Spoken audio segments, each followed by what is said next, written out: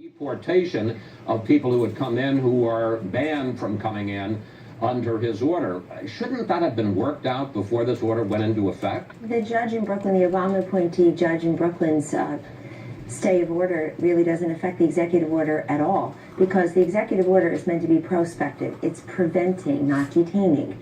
And so you're talking about 325,000 people from overseas came into this country just yesterday through our airports. That's 325,000.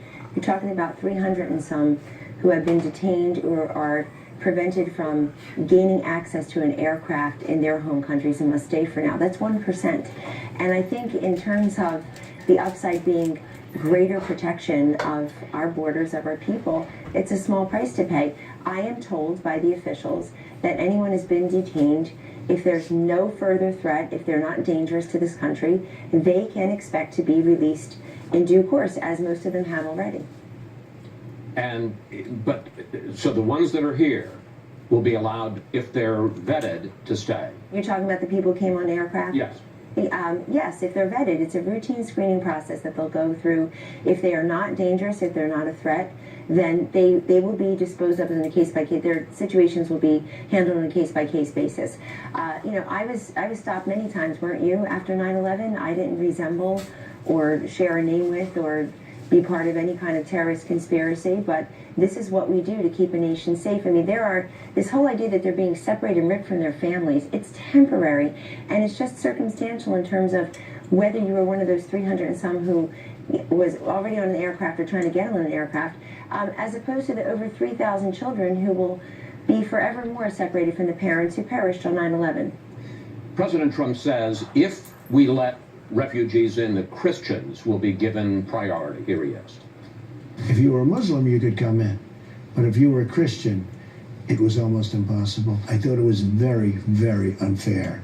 So we are going to help them.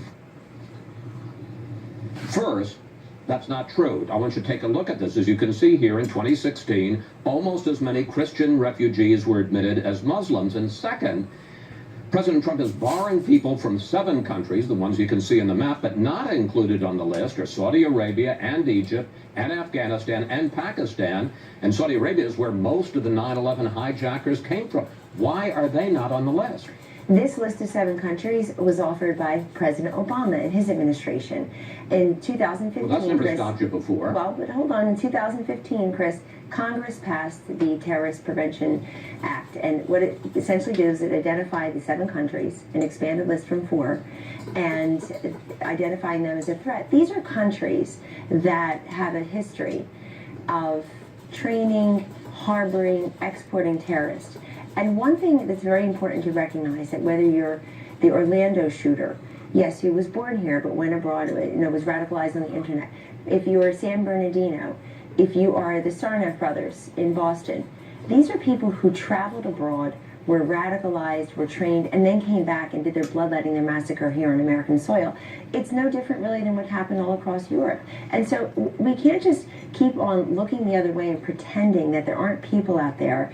There isn't a terrorist organization, ISIS, Al-Qaeda, otherwise. No, but who wants to... Kellyanne, the specific question I'm asking you is Saudi Arabia, for instance. That's where the 9/11 hijackers, most of them came from. Why not block them? The Congress and President Obama's administration came up with this list of 7. Right, came up with a list of 7. We're following on that in week 1. This president will certainly keep identifying threats and risks. And look, Chris, people can't have it both ways with President Trump. They can't say on the one hand, wow, he's not taking these briefings seriously, when he is. He has a presidential daily briefing. He is privy to information that the rest of us aren't, particularly the media. The political media aren't national security intelligence experts receiving briefings every single day like our president is. A president will always have information. Congress will always have information. The rest of us do not. And let me make very clear, these 7 countries, what about the 46 majority Muslim countries that are not included? Right there, it totally undercuts this nonsense that this is a Muslim ban. This is a ban on travel, prospective travel from countries trying to prevent terrorists in this country, from countries that have a recent history of training and exporting and harboring terrorists. The president